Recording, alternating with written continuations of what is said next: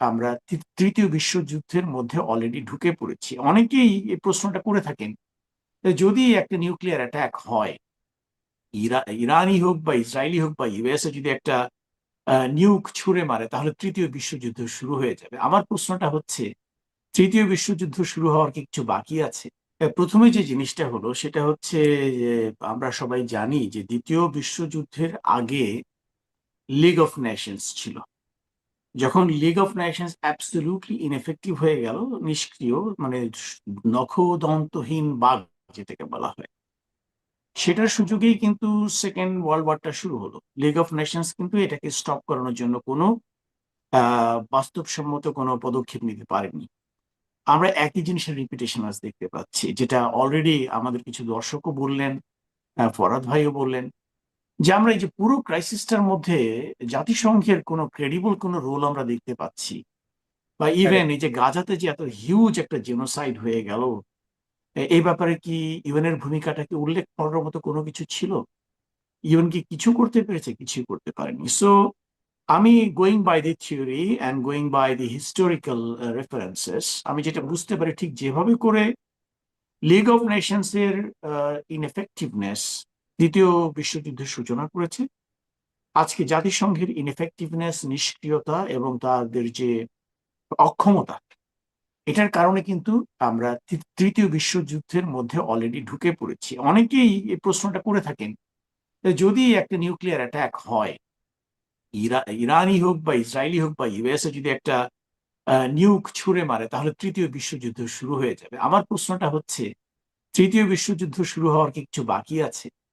পুরো বিশ্বের আমরা বিভিন্ন প্রান্তের দিকে যদি তাকাই, ইউক্রেন ওয়ার দিয়ে শুরু হলো, তারপরে আমরা দেখলাম গাজার ধ্বংসযজ্ঞ, জেনোসাইড। আর আফ্রিকাতে তো কন্টিনিউয়াসলি লেগেই আছে, সুদানে তো খুব খারাপ অবস্থা, এদিকে আজকে মিয়ানমারও এক ধরনের কিন্তু প্রক্সি কোল্ড ওয়ার চলতেছে।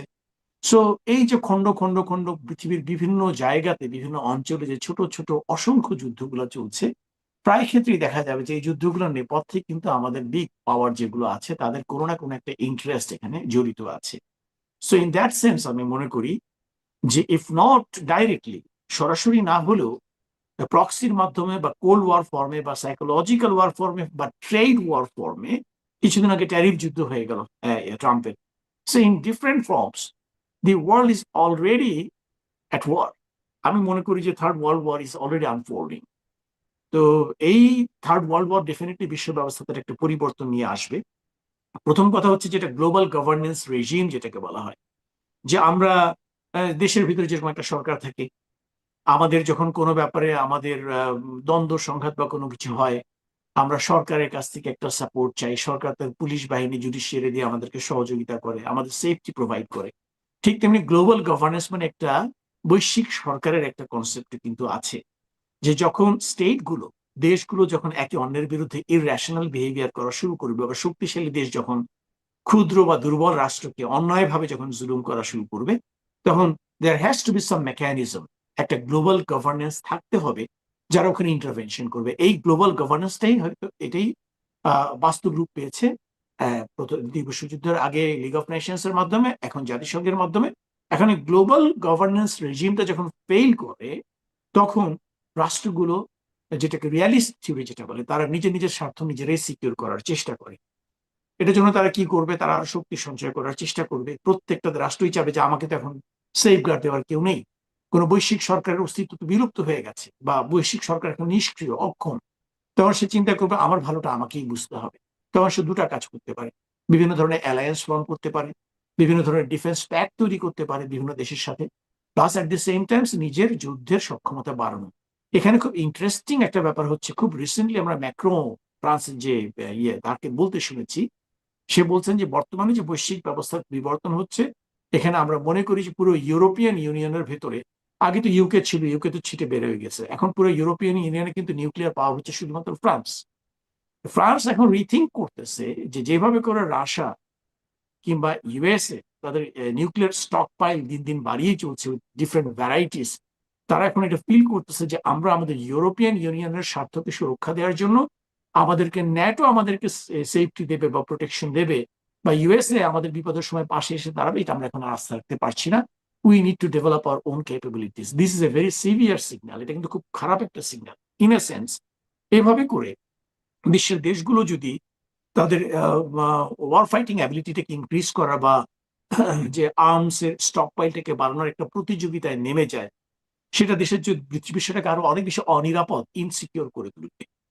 এটা হচ্ছে একটা। দ্বিতীয়ত হচ্ছে, আপনি বলছেন ইউনিপোলার ওয়ার্ল্ড কিংবা multipolar world, there is another theory, chaos theory, যে টোটাল বিশৃঙ্খলা, মানে ওয়ার্ল্ডে কোনো অর্ডার থাকা না থাকার, মানে এখানে কোনো কোনো ব্লক নেই, কোনো অ্যালায়েন্স নেই, বা কোনো নাম্বার অফ কি বলে সেন্টার অফ পাওয়ার নেই যে মাল্টিপোলার ওয়ার্ল্ড আপনি বলতে পারবেন। সো ওই সম্ভাবনাটাকে একেবারে উড়িয়ে দেওয়া যায় না, যেটাকে আমরা কেওস থিওরি বলে থাকি, যে টোটাল বিশৃঙ্খলা যেটা, সেদিকে ধাবমান হতে পারে। তো আমরা আশা করব যে আলটিমেটলি ওই দিকটাতে বিশ্বটা যাবে না, বাট মোস্ট লাইকলি যেটা আপনিও বলেছেন যে হয়তো মাল্টিপোলারিটিতে যাওয়ার একটা সম্ভাবনা আছে, বাট ইউনিপোলারে ফিরে যাওয়ার কোনো সম্ভাবনা আমি একেবারেই দেখি না, বাইপোলারে ফিরে যাওয়ার কোনো সম্ভাবনা আমি একেবারেই দেখি না। Either it has to be multipolar world আর টোটাল কেওস, এই দুটো যে কোনো একটা হবে। এই প্রসঙ্গে যে আমরা ওই দিকে যাওয়াটা কিভাবে বন্ধ করতে পারি, এখানে একটা জিনিস, গালফ কান্ট্রিগুলোর কিন্তু একটা বিরাট ভূমিকা আছে। আমার এখনো মনে হয় যে গালফ কান্ট্রিগুলো একটা জিনিস লক্ষ্য করে দেখবেন, গালফ কান্ট্রিগুলো কিন্তু সরাসরি এখন পর্যন্ত ইরানের এগেনস্টে কোনো মিলিটারি অ্যাকশনে যায়নি। মানে তাদের গালফ কান্ট্রিতে যে সমস্ত ইউএস বেজ আছে সেখান থেকে রিয়াক্ট করা হয়েছে এগেনস্ট ইরানি অ্যাটাক বা এয়ার ডিফেন্সের ক্ষেত্রে, কিন্তু গালফ কান্ট্রিরা কিন্তু সরাসরি এখনো যুদ্ধে জড়ায়নি। কেন জড়ায়নি? Because they want to keep Iran at arms length, যে যা কিছু হোক যুদ্ধটা ইউএস ইসরায়েল ভার্সেস ইরানের মধ্যে সীমাবদ্ধ থাকে। ইরানও কিন্তু খুব কেয়ারফুলি টার্গেটিং করছে, তারা কিন্তু শুধুমাত্র সেই সমস্ত স্থাপনায় অ্যাটাক করছে যেগুলো, যা তাদের যে সমস্ত স্থাপনায় আক্রমণ হয়েছে সেগুলো রিটেলিয়েশন। কিন্তু তারা ডেলিভারেটলি কিন্তু গালফ কোনো কান্ট্রির উপর যেটাকে বলে যুদ্ধ চাপিয়ে দেয়, সেটা কিন্তু এখন ইরান করেনি। এটার একটা ডেঞ্জারাস একটা ডেভেলপমেন্ট হচ্ছে হুথির সংশ্লিষ্টতা। এখন যদি হুথি যদি যুদ্ধটাতে ইনভলভ হয়ে যায়, হুথি কিভাবে ইনভলভ হবে? হুথি যদি শুধুমাত্র ইসরায়েলের দিকে মিসাইল ব্যারাজ ছোড়া শুরু করে বা রকেট ছোড়া শুরু করে, তাহলে কিন্তু যুদ্ধটা still it is between Israel, USA and Iran. কিন্তু যদি যে সে কোনো সৌদি কোনো স্থাপনার উপরে, সৌদি কোনো ল্যান্ড ফোর্সেস কম্পোনেন্টের উপরে যদি সে আক্রমণ করে, তাহলে সৌদি তখন রিয়াক্ট করবে, তখনই কিন্তু যুদ্ধটা এসক্যালেট করবে, এটা আরো এক্সপ্যান্ড করবে।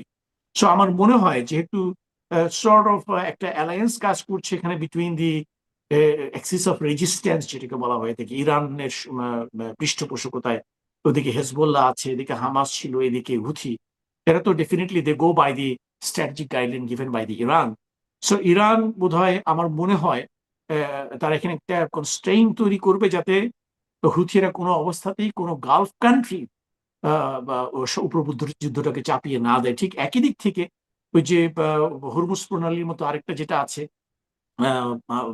বান্দার আলবাব যে স্ট্রেট যেটা আছে ওখানে, রেড সির একেবারে শেষ মাথায়, হর্ন অফ আফ্রিকা আর ইয়েমেনের মধ্যে, আমি মনে করি এটাকে ক্লোজ করে দেওয়ার সম্ভাবনা একেবারেই জিরো।